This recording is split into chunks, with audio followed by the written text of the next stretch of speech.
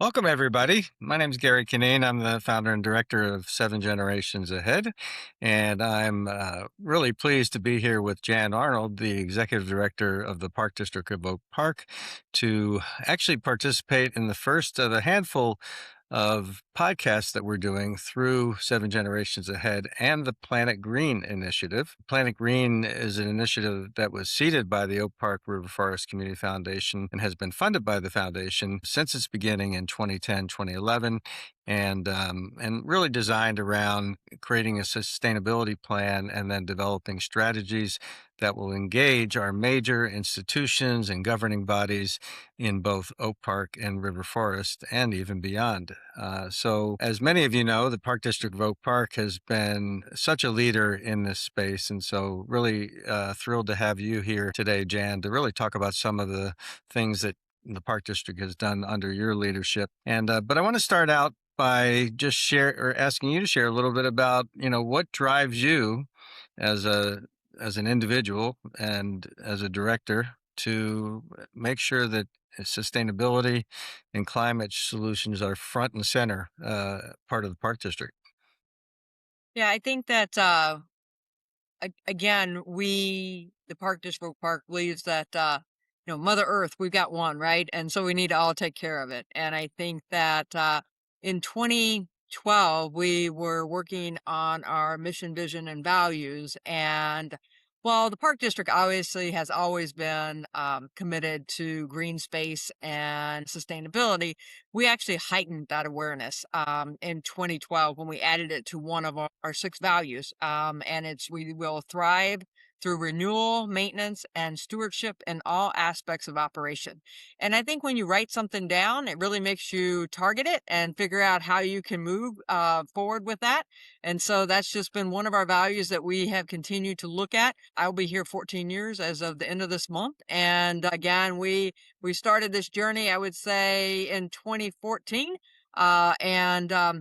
I'm pleased as to how the Park District Board has provided the stewardship, as well as my staff have kind of coalesced behind the idea, and we all march in the same direction, which is a great thing for an organization.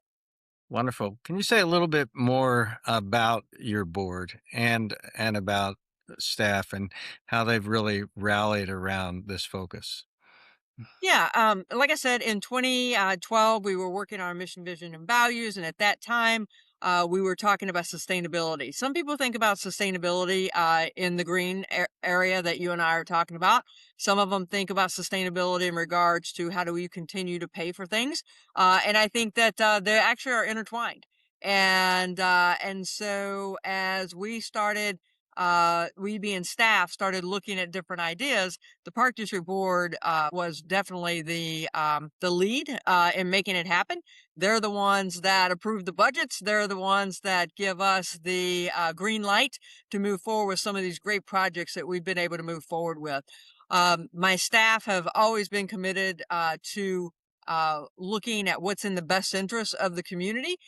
We've pushed ourselves. We've learned along the way. And so I would just say that working together in tandem, we've been able to, I believe, bring some great facilities and stewardship to our community. Wonderful. Thank you. So you've been a part of the Planet Green initiative for quite some time now, probably for most of its existence. And I'm just curious, as you know, it's a collective impact model, peer learning, peer sharing, and really community institutions working together toward achieving common goals. Can you talk a little bit about the experience working on the Planet Green initiative and how it's helped the Park District of Oak Park and how you've been able to help other institutions? I came in 2012, relatively early in the Planet Green initiative, and my predecessor made sure that I knew who you were and wanted me to make sure that we continue to work on the vision of our community as we move forward with the sustainability component. I would say that in working with you, I have had the pleasure of being able to meet folks that make us think. And I think that that's part of it, is that, you know, we don't know what we don't know. And by having the opportunity to talk to others that have done different types of projects, we can ask ourselves, how do we fit into that model? And so, as you know, we also have an environmental sustainability advisory committee that's made up of volunteers here in our community. And so they're always kind of pushing us to look at different things as well. But I would say working with Planet Green has been great. Not only are you providing us opportunity to meet experts, but also providing us the opportunity to look at different funding models. As you know, I have always been a fan of looking under every rock to see where we can find some money so that we can stretch our tax dollars and be able to move forward with some of these great projects. So let's go there. If there's anything that stands out about you in terms of coining phrases, it's that you're always willing to take advantage of free money. And it's just hilarious to me and so true. And you've done a really great job of it. Could you sprinkle a few examples for us just about how you've been able to do that? Yeah. And again, I think that it is about the collaboration and working together. We were fortunate enough to be introduced to Green Mountain Energy through Planet Green and Gary. And this was an initiative that wanted to get community involved. And we worked with them a long time to figure out what the right project was. And once we got them on board, it was because they really got excited about Austin Gardens, but that one had already moved forward. And so then they're like, well, what else is out there to do? And so we looked at our conservatory, which is a national registered facility here in Illinois and throughout the community. And we were like, what is it we can do from a sustainability standpoint for our conservatory? So working with Green Mountain Clean Energy, they put a challenge out to us, and we worked where for every pledge that we got from a resident to do something, whether it was purchase an electric car, a hybrid car, recycle, compost, put solar panels on their house, plant natives, right? There was a variety of things, and people just had to make a commitment to move forward. And for every commitment that they made, they would give us $100. And so, and the max was $100,000. And so we were able to activate our community, and they had thought it was going to take months to get to this 1,000 mark. And our community stepped up, and I think it was 3 weeks is what it took to get the $100,000 commitment. Through that, we were able to install solar panels on our conservatory. We put in water barrels to collect water off the roof that we use for the growing of our plants in the greenhouses. We also purchased bees and did bees there, as well as tea compost. So again, providing that nutrient for our plants. And so all of that was done in collaboration, again, with the community, but it got activated through you and Planet Green and helping us move that forward. Another initiative that the Illinois Clean Energy Community Foundation, that one was a relationship that you opened the doors for us, actually dating back to 2015 when we were looking at the Austin Gardens project. And I like to talk about the Austin Gardens project. I just saw Anna Garcia Dole the other day at an event, and I remembered that I went to her house very early on in my tenure, and she had gray water, she had geothermal, she would let people come in her house and they would tour and she would teach them about it. And so when we were building Austin Gardens, we're like, okay, instead of just building the building to be a sustainable building, let's figure out a way that we can use it as a teaching tool. And you had convinced us or introduced us to Illinois Clean Energy, and they gave us funds along with we received funds from our OSLAD program, which is through the Illinois Department of Natural Resources.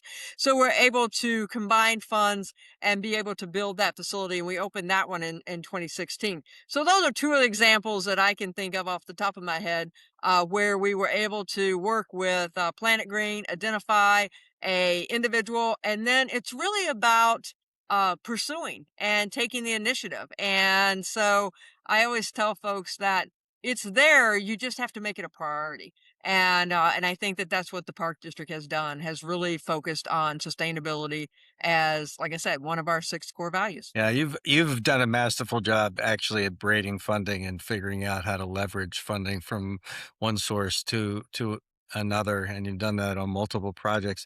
Let's switch to the community recreation center a little bit and talk a little bit about how you did it with that project, and also touch if you could on the kind of dual benefits and strategies in relationship to not only environmental sustainability, but serving the community and serving our youth and adults, and particularly those who might not feel as included in our community. Thank you. I think if anyone knows me, they know that the Community Recreation Center is a pride facility of mine as well as of the Park District. It will celebrate its 3-year anniversary on the 23rd of this month, and I can't even think of what the community was like without it because it has been such a success. As you said, when we were designing the building, people may not know, but we launched the capital campaign. This was one that we actually went to raise funds for. Instead of raising tax dollars, we went to raise private funds through working with businesses, state partners, as well as local philanthropic individuals. We launched a capital campaign. We ended up raising $15.6 million of a $21.6 million project. Some of those fundings coming from the Illinois Clean Energy Community Foundation to make it net zero. And the mission behind the facility is really to create a place to belong. And I think that we've done that. I think that if you go in there on any given day, you'll see a variety of shapes, sizes, ages, genders, ethnicities, all of it. It is true representation of our community. It is a facility that we built to be net zero. And what that means is that we generate enough energy to sustain the needs of the facility. The great news is that it's been open for 3 years, and pretty much on, I'll say, day 62, somewhere around there, we exceeded our 3,000 membership number that we thought we were going to hit. We've been pretty much around 10,000 membership units since we opened, and that is including our free walking track, which is open to all Oak Park residents. So again, to me, that's a health value, making sure that individuals have access regardless of their ability to pay. And then we have affordable fitness. So again, it's $25, but we also have financial assistance if $25 a month is too much for someone. And we have a free after school program that is for 6th through 12th graders. So if you like that energy, 3 to 6 on a school day is the place to be. If that energy is a little bit too much for you, go around the edges. But what I'll say is that we're using more energy than what we had thought. And so what we ended up doing is that we went to the village to ask for the ability to expand the canopy that we have over on our parking lot. So we're going to be adding 2 additional canopies to add 80 plus kilowatts of energy to that location. That will be done in July. And we are hoping that that will help us reach that net zero number. Again, Mother Nature, when you're working with net zero, it depends on how much sunshine we get. But like we were talking about, it's how much energy is used. There's a number of features inside that building. If people haven't seen, what I will say is that yeah, the benches that are along the side of the hallway, those were made through reclaimed timber. So those are trees that unfortunately for diseases we had to take down, but we repurposed those into benches. We also have battery storage on that location so that, again, we collect the energy during the daytime and we can use it in the evening. We can also disconnect from ComEd if there is an outage, and we can kind of, I guess, solo operate to be able to have life safety elements. Obviously, our esports room and our treadmills may not be operating, but it'll be a safe space for people from a cooling or warming component. And again, overall, it's a great space, and it's great to see it be as activated as it is. And there's bioswale out front. There's also permeable pavers in the back. So just a lot of great, I guess, features that, in my opinion, represent the values of our community. Yeah, what an amazing place. Thank you for building it a block and a half from my house, too. Um, I wanted to ask you one of the things that impresses me about you and the Park District of Oak Park is that you are definitely early adopters and you take risks on new technologies and initiatives. You've done geothermal, you've done electrification of buildings, and I know you're working on a compacted earth building project. Can you touch on some of those a little bit and not only the technologies, but just the whole piece about the permission to take some risks here and to make things happen?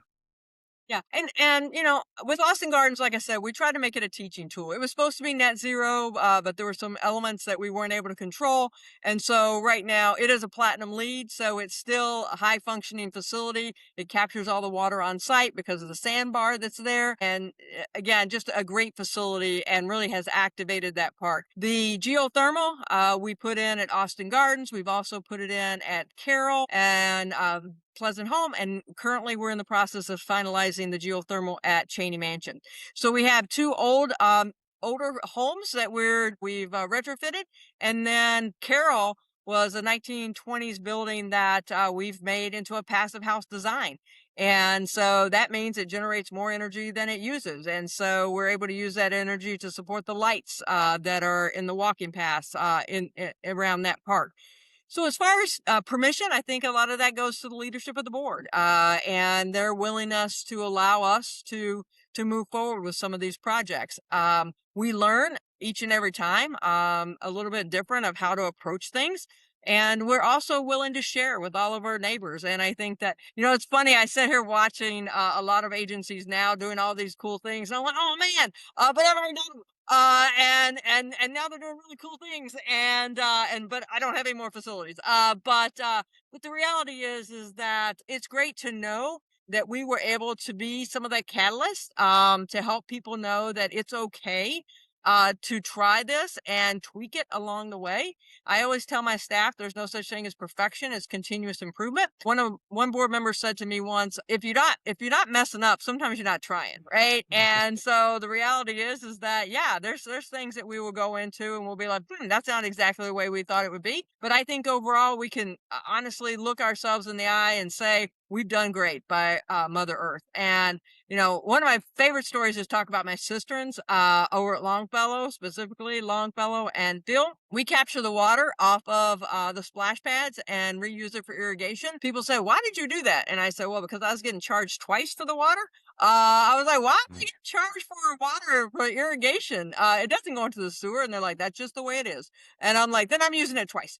And so we got cisterns, and so we take the water off the splash pads, we put it into the cistern, we shoot it back out for the irrigation. And so when we talked earlier about sustainability is not only about protecting Mother Earth, it's also about being financially good stewards. And so that I believe is one great example of a way that we were able to do that. And we did that, I think it was back in 2015. So again, we've been working on this for a while.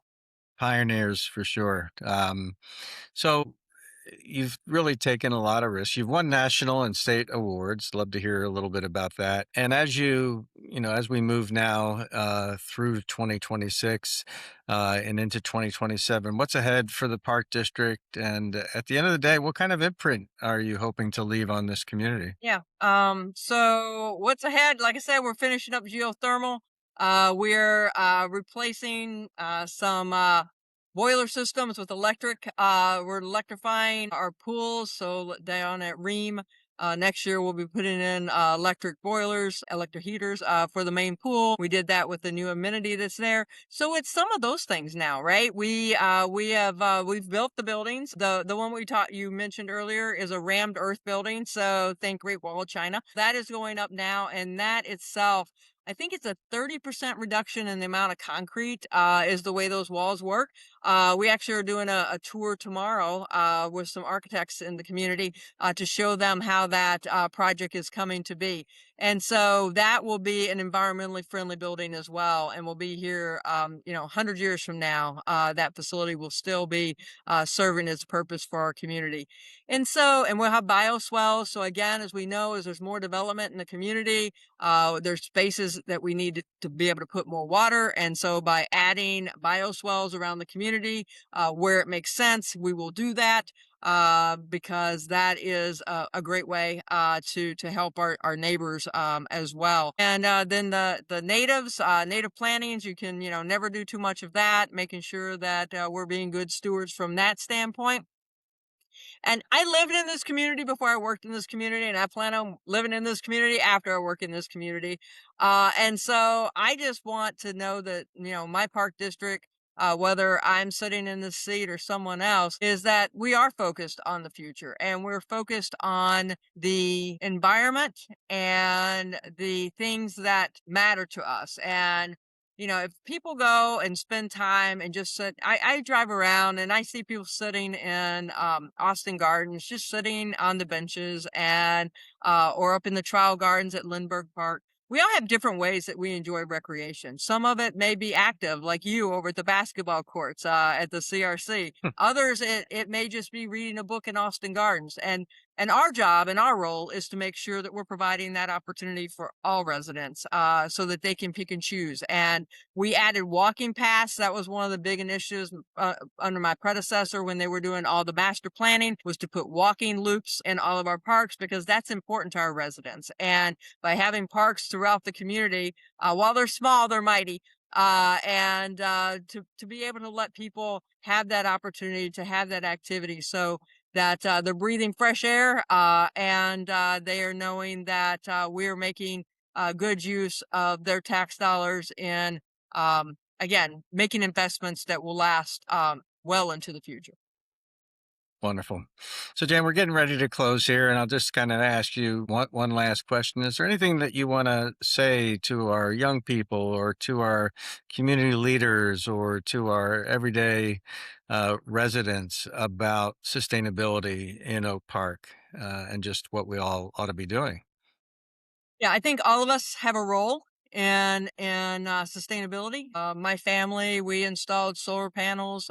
I've got an electric car. We compost, and it's whatever those little things are that each of you can do. And as far as our youth go, you guys are gonna be working in jobs that haven't even been invented yet. And so hopefully that you remember that we have one Earth and we need to protect it. And so the things that we do and decisions that we make.